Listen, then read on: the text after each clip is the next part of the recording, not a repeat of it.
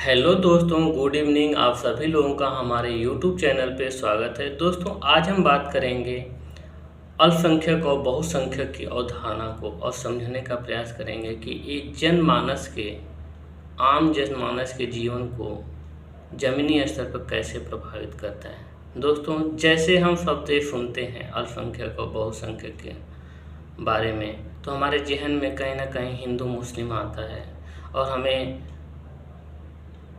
महसूस होता है कि कहीं न कहीं कोई पक्ष हिंदू हो या मुस्लिम एक दूसरे का शोषण या एक दूसरे को भयभीत या आशंकित करने का प्रयास किए होंगे। दोस्तों, यह एक अवधारणा है और हमारे जीवन में कैसे हमारे पूरे नज़रिए को प्रभावित कर देती है, इस चीज़ को हम समझेंगे। दोस्तों, हम दिल्ली जैसे शहर में रहते हैं या आपके कोई रिलेटिव रहता होगा तो आपने सुना होगा कि दिल्ली में स्नैचिंग और चोरी आम बात है। हम दिल्ली की बात इसलिए कर रहे हैं दोस्तों, क्योंकि यहाँ काफ़ी डाइवर्सिटी है। यहाँ पर देश के कोने कोने से लोग आकर रहते हैं। लेकिन दोस्तों, केस रजिस्टर्ड 99% 98% नहीं होते हैं, क्योंकि लोगों का सिस्टम के प्रति एक नेगेटिव परसेप्शन बन चुका है कि सिस्टम उन लोगों का साथ देती है जो स्नैचिंग या चोरी करते हैं। उन लोगों का पॉलिटिकल पकड़ बहुत अधिक होता है और वो लोग किसी भी मैटर को किसी भी स्थिति में सॉर्ट आउट कर लेंगे या हैंडल कर लेंगे। ये परसेप्शन लोगों का बना है, इसलिए शायद केस लोग रजिस्टर्ड ही नहीं कराते हैं और मान लेते हैं कि ऐसा ही चलता रहेगा। दोस्तों, एक दिन की घटना हम बताते हैं आप लोग को। हम लोग बस में जा रहे थे पहली बार और एक स्टूडेंट के साथ ये घटना घटती है और उस बस में कुछ लोग एक ग्रुप में थे जिनका पर्पस था चोरी छिनैती ये सब करने का और ISBT उतरना था और वो लोग ऐसा माहौल बनाए कि जल्दी उतर लो वरना बस निकल जाएगी। और जैसे सब लोग जल्दबाजी में उतरने लगे दोस्तों, तो वो लोग इस चीज़ का अवसर उठाते हुए, इस अवसर का लाभ उठाते हुए वो उस लड़के का मोबाइल निकाल लिए। लेकिन दोस्तों, वो लड़का अलर्ट था क्योंकि उसके साथ पहले ऐसी घटना घट चुकी थी और उस लड़के ने उस आदमी को पकड़ लिया जिसने मोबाइल निकाला। लेकिन वो ग्रुप में थे और वो मोबाइल जिसने निकाला वो शायद अपने किसी साथी को दे दिया। जब चेक किया गया तो उसके पास मोबाइल नहीं था, क्योंकि उनके लिए तो ये बहुत आसान होता है करना। लेकिन वो लड़का बोला कि नहीं, मैंने देखा कि आप ही ने मेरा मोबाइल लिया, आप ही मेरे आगे था। मैंने उसका सपोर्ट किया एक स्टूडेंट के नाते कि आपने मोबाइल, आप आगे थे, कोई और पीछे कोई था नहीं, तो फिर कौन लिया मोबाइल। बहुत जद्दोजहद के बाद दोस्तों उसने मोबाइल तो दे दिया, लेकिन उसके चेहरे पर कोई शिकन नहीं था, ऐसा कोई रिग्रेट का भाव नहीं था और वो लोग हंस रहे थे और एक दूसरे का पीठ थपथपा रहे थे कि चलो ये तो हम लोग का रोज़ का काम है, आज नहीं सफल हो पाए तो क्या हुआ। और दोस्तों, वहाँ पे एक पुलिस वाला था, युवा था, हम नहीं जानते कि उसकी भागीदारी थी या नहीं। लेकिन दोस्तों, वो उस आदमी को कुछ कहने या उसे पकड़ने के बजाय हम लोग को उल्टा ही बस में बैठा लिया। और दोस्तों, वहाँ पे कुछ लोग ऐसे बिहेव कर रहे थे बस में कि उन्हें कुछ पता ना हो। और एक महिला बोलती है कि क्या हो रहा था वहाँ पे, तो मुझे थोड़ा सा गुस्सा आया कि आप लोग मूक दर्शक होकर 20 लोग 25 लोग खड़े थे वहाँ पे, एक आदमी भी सपोर्ट नहीं किया और आप तमाशा देख रहे थे। अगर एक आदमी समर्थन करता तो हम उसका चेहरा बिगाड़ देते।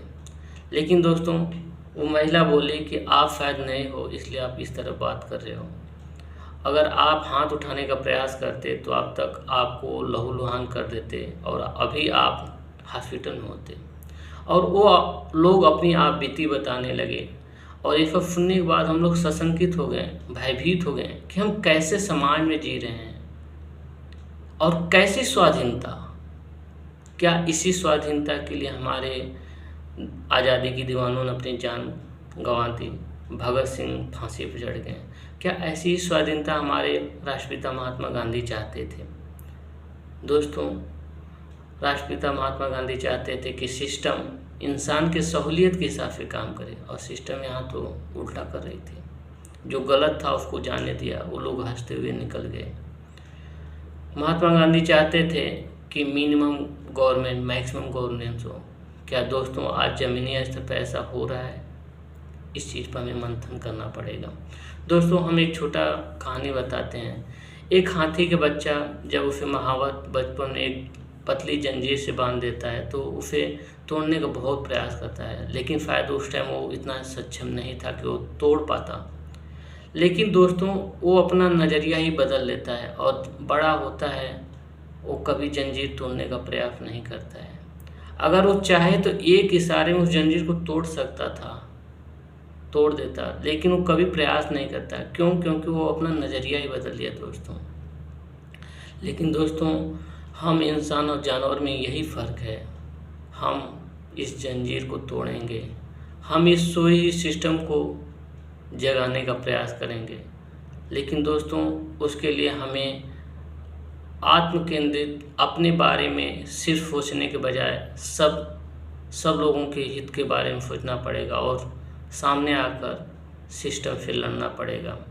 दोस्तों, हम कई बार बुराइयों को बहुत इजीली कॉपी कर लेते हैं, जबकि अच्छाइयों की बात आती तो हम विमुख हो जाते हैं। हम अपने संस्कृति, अपने खान पान, अपने पहनावे के विरुद्ध जाके दुनिया के देशों को कॉपी करते हैं, लेकिन जब रिस्पॉन्सिबिलिटी, ऑनेस्टी की बात आती है तो हम विमुख हो जाते हैं। दोस्तों, यूरोप के कई ऐसे देश हैं जहाँ पर कोई सामान छूट जाए, गलती से आदमी भूल जाए, चोरी तो बहुत दूर की बात है दोस्तों, तो वहाँ की सिस्टम, वहाँ के लोग उस आदमी का कांटेक्ट निकाल के उसके सामान को उसके तक पहुँचाने का कार्य करते हैं। हमें उनसे रिस्पॉन्सिबिलिटी और ऑनेस्टी सीखना चाहिए दोस्तों। यूरोप के ऐसे देश नॉर्वे, स्वीडन, फिनलैंड हैं जिनसे हम ये सीख सकते हैं। कमिटमेंट की बात आए तो हमें जापानियों से सीखना चाहिए दोस्तों कि वो कैसे अपने सिस्टम, अपने लोगों के प्रति कमिटेड होते हैं। दोस्तों, आज हमें समझना पड़ेगा कि हम 21वीं सदी में जी रहे हैं और ज़मीनी स्तर पर अल्पसंख्यक और बहुसंख्यक के क्या मायने हैं, इस चीज़ को हमें जब हम ज़मीनी स्तर पर महसूस करेंगे तभी इसके खिलाफ लड़ पाएंगे।